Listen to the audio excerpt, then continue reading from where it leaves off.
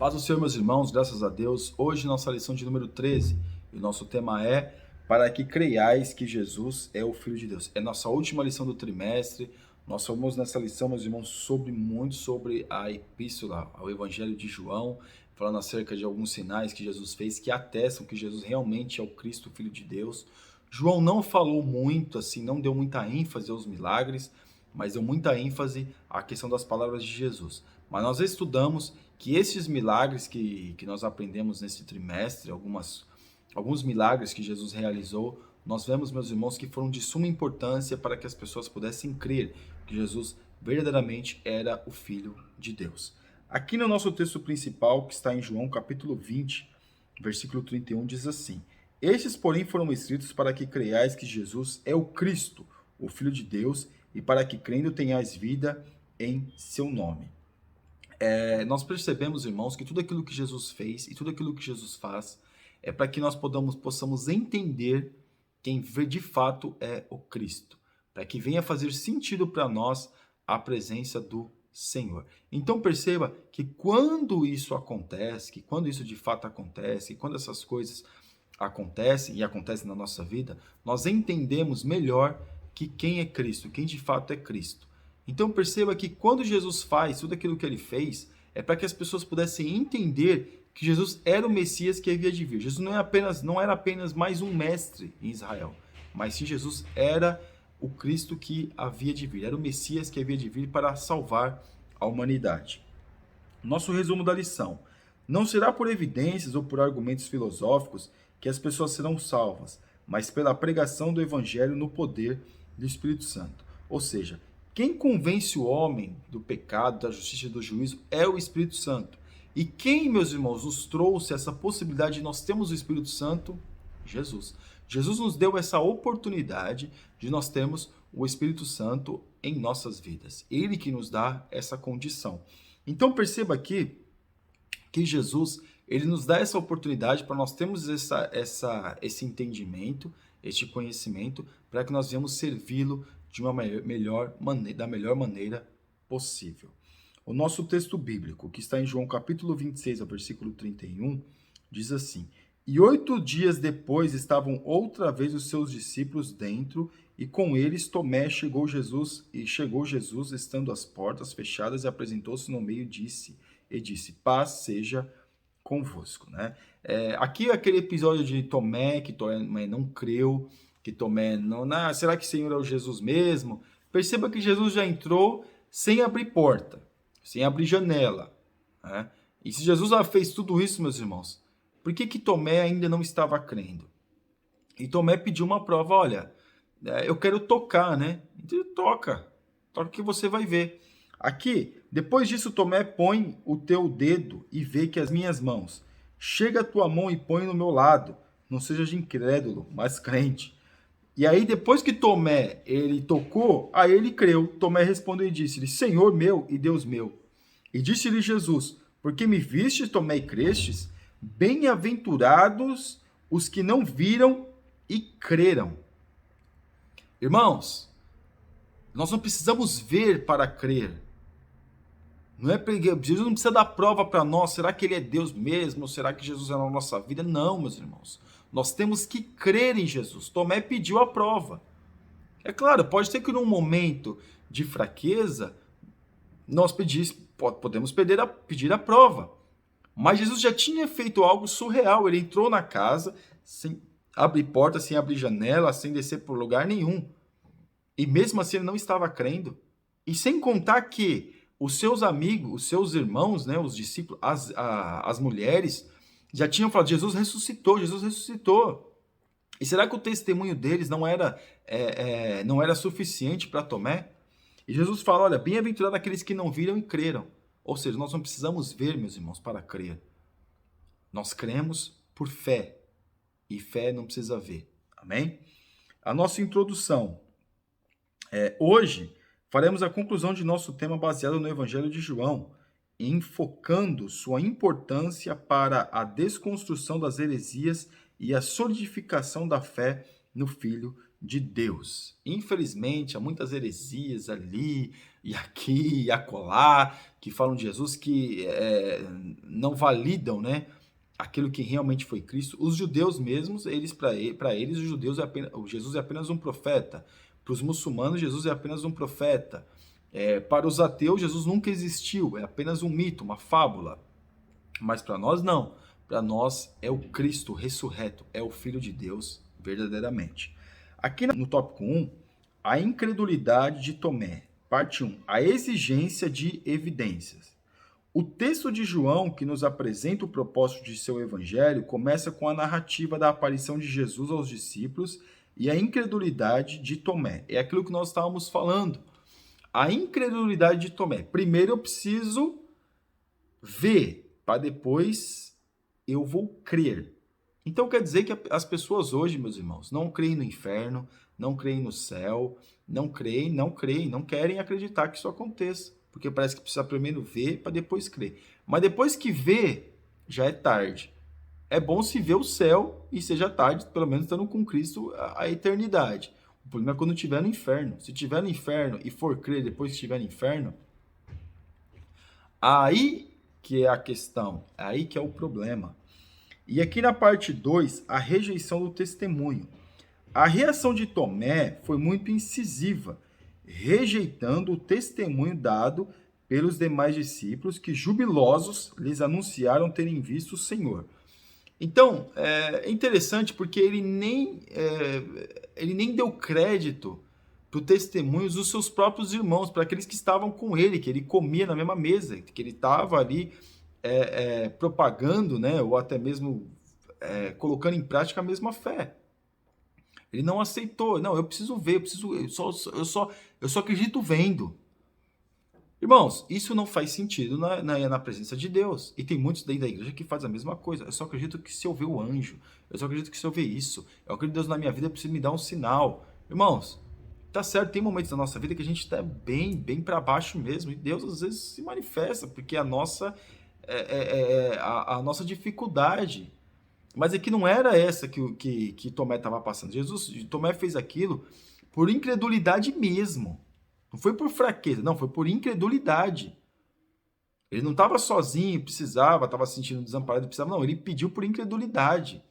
Então esse é o problema, quando a gente pede uma prova para Deus por incredulidade do nosso coração, e essa questão é recorrente em nossas vidas, a gente sempre pede a mesma coisa.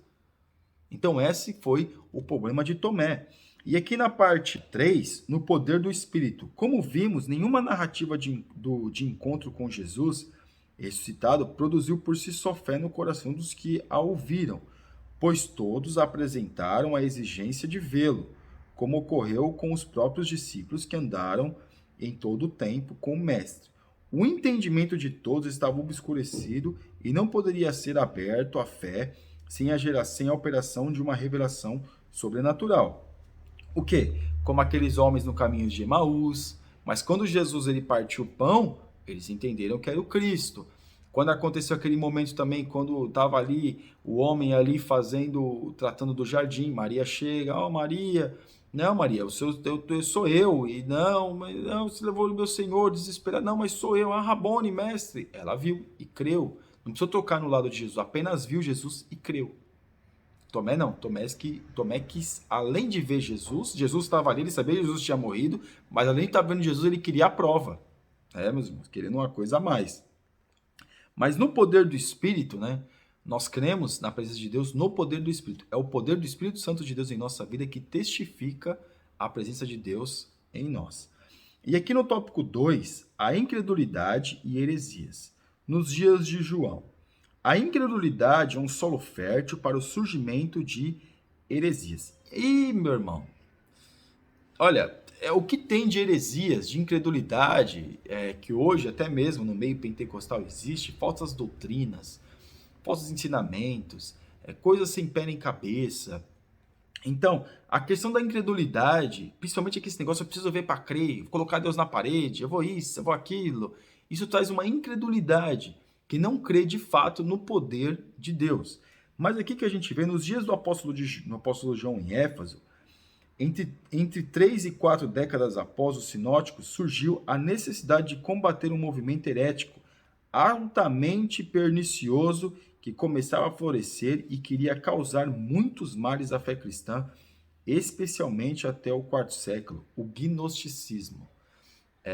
A questão do gnosticismo, se a gente fosse colocar nos dias de hoje, são aqueles crentes ou aquelas pessoas que são, vamos dizer assim, que são... tem uma palavra certa para falar isso,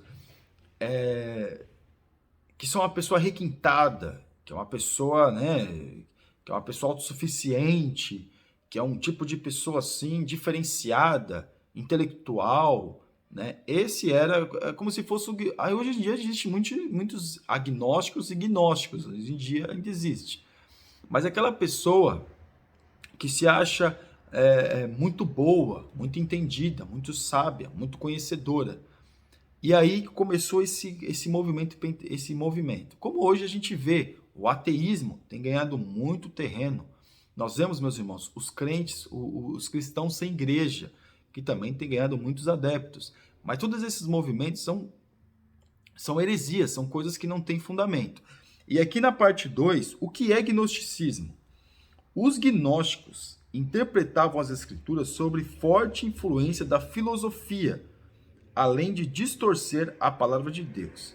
Mais tarde, produziram diversos escritos e apócrifos. Irmãos, muitos apócrifos que foram escritos foram através dos gnósticos. Eles usaram nomes de Pedro, nomes de Paulo, nomes de Tomé, nome Paulo, muitos nomes de crente que a gente tem, vamos dizer assim, como crentes, né, figuras de crente, Tiago, muitos, para poder atestar, para que a obra pudesse ter valor. Mas, na verdade, não, esses homens, Pedro, Paulo, não escreveram além daquilo que nós temos, que foi atestado no cânon. Por muitas palavras eles disseram, mas além daquilo que está no cânon, que não foi validado. Não foi validado por quê? Porque não é atestado, não foi eles que escreveram.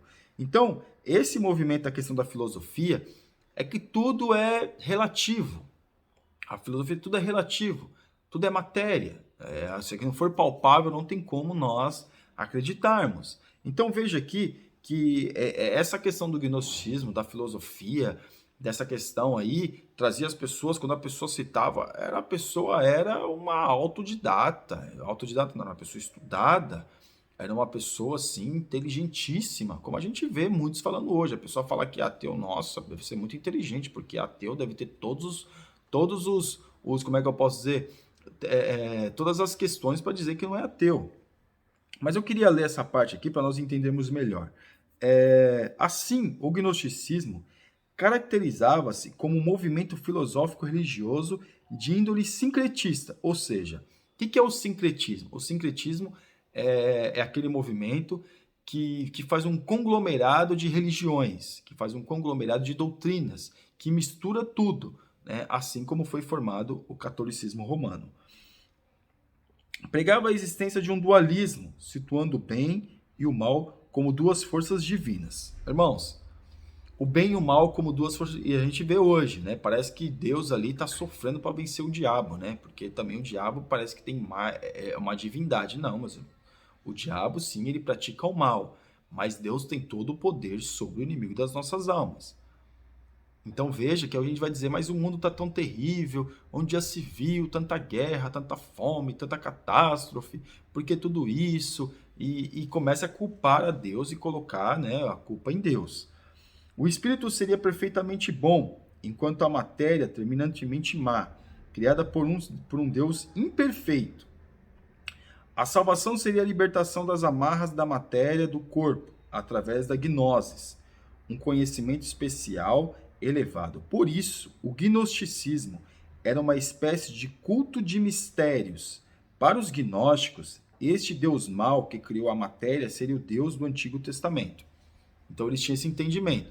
Deus que criou a matéria má, como é que ele cria um homem que sabe que vai pecar? Como assim? Então Deus criou Adão sabendo que Adão ia pecar.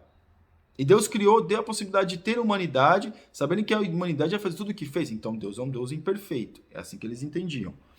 Mas apenas uma emanação imperfeita dele. Quanto a Jesus, seria outra emanação divina, o iluminador enviado ao mundo, não em carne, mas sim em espírito, para trazer o conhecimento especial que seria necessário para a pretendida libertação do mundo material de suas imperfeições. Olha, meus irmãos, sabe o que isso aqui está parecendo? Não sei se os irmãos já estudaram alguma religião, mas está parecendo o quê? O budismo. Parecendo o budismo.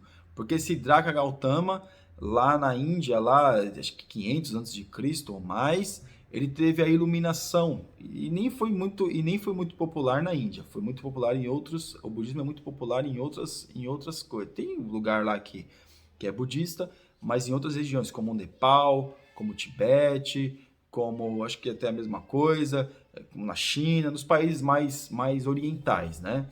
Perceba que isso que trouxe a iluminação. Ele saiu, foi vagar, era um príncipe, foi vagar e agora trouxe a iluminação, né? Então perceba que isso também parece que tem uma associação a esse tipo de entendimento, que Jesus é o iluminado.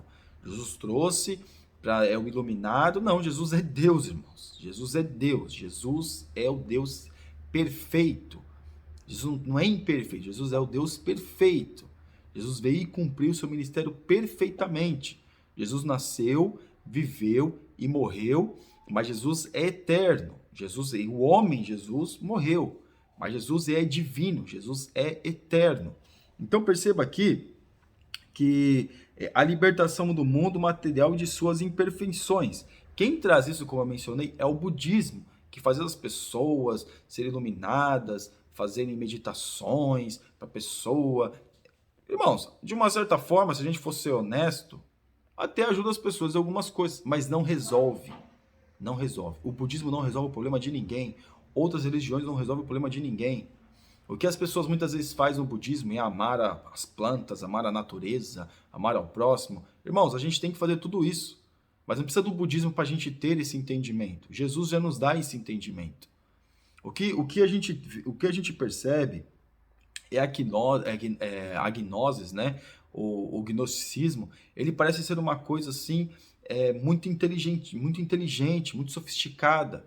Como muitos crentes têm virado ateu, e principalmente quando tem um contato com a filosofia, tem virado ateu. Infelizmente, meus irmãos, ou muitos crentes, muitos teólogos que são muito estudados na teologia, também têm virado ateu. Parece que é incoerente, mas é isso, meus irmãos, que tem acontecido. E aí a gente vê o gnosticismo de uma forma sorrateira ainda fazendo seus adeptos nos dias de hoje. Às vezes não com o nome de gnosticismo, mas talvez com outro nome, que é o quê? Que são doutrinas que acabam sendo associadas. Aqui para nós irmos por fim, no tópico 3, a fé no Filho de Deus. Jesus é o Cristo.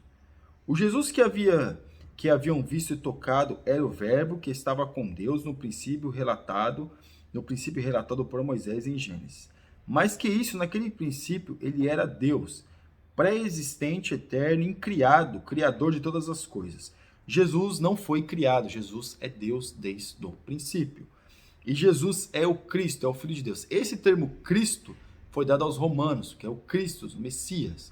Então quem deu este nome, cristianismo, que a gente vê, foram os romanos, né? Jesus nunca disse eu sou Jesus Cristo. Jesus sempre disse que ele era o Messias. Mas quem institulou, né, colocou ele como Cristo foi os romanos. Amém? Que deu esse nome, né, para ele. Crer para ter vida eterna. Parte 2. A fé perfeita em Jesus consiste na certeza de que ele é o Filho de Deus e que se encarnou para redimir a humanidade perdida. Então Jesus, ele veio morrer por nós para que a gente venha ter vida em Deus, para que além desta vida que nós vivemos aqui, nós possamos ter uma vida eterna, uma vida de paz, uma vida na sua presença. Mas para nós desfrutarmos dessa vida na sua presença, nós precisamos começar a desfrutar da presença de Deus hoje, neste momento ao qual nós estamos vivendo nos dias de hoje. Amém? E a parte 3, extraordinária revelação. Quão extraordinária é a revelação obtida por João, que viu em Jesus os sinais do Deus eterno, e assim registrou para nós. Em João, o Jesus, nascido de mulher, é o Verbo eterno que o Pai enviaria ao mundo na plenitude dos tempos para manifestar a graça salvadora. O apóstolo João ele já começa a escrever o seu evangelho e diz: e o verbo estava com Deus, e o verbo era Deus. Jesus sempre existiu, Jesus é a palavra, a própria palavra. Seja de Gênesis a Apocalipse, vai falar tudo de Jesus. Jesus sempre existiu, Jesus é Deus desde o princípio e não tem como refutar isso, porque o que aconteceu, o que o cristianismo fez, quem de fato é Jesus, nenhum homem conseguiu ser, meus irmãos. Jesus é tão extraordinário que ele dividiu a humanidade em dois tempos, antes dele e depois dele. Nenhum homem conseguiu fazer isso, então Jesus é Deus. Amém? E a nossa conclusão, ao encerrarmos esse trimestre, tributemos nossa gratidão ao Deus eterno, que pelo Espírito Santo dirigiu todo o processo de registros das verdades por ele reveladas, necessárias para a nossa eterna salvação. Tributemos graças também por ele, ter ele dirigido para os pais da igreja para refutarem os escritos apócrifos e reunir no cânon sagrado os livros verdadeiramente inspirados, como o Evangelho de João, o Evangelho do Filho de Deus. Então, graças a Deus, meus irmãos, houve os pais da igreja que refutaram todo ensinamento contrário àquilo que é de Deus, para que nós venhamos ter o cânon sagrado, com a Bíblia Sagrada, com os livros sagrados realmente inspirados por Deus. Amém? Você ainda que não é inscrito no nosso canal, está convidadíssimo a se inscrever e que Deus te abençoe em nome de Jesus. Deus abençoe.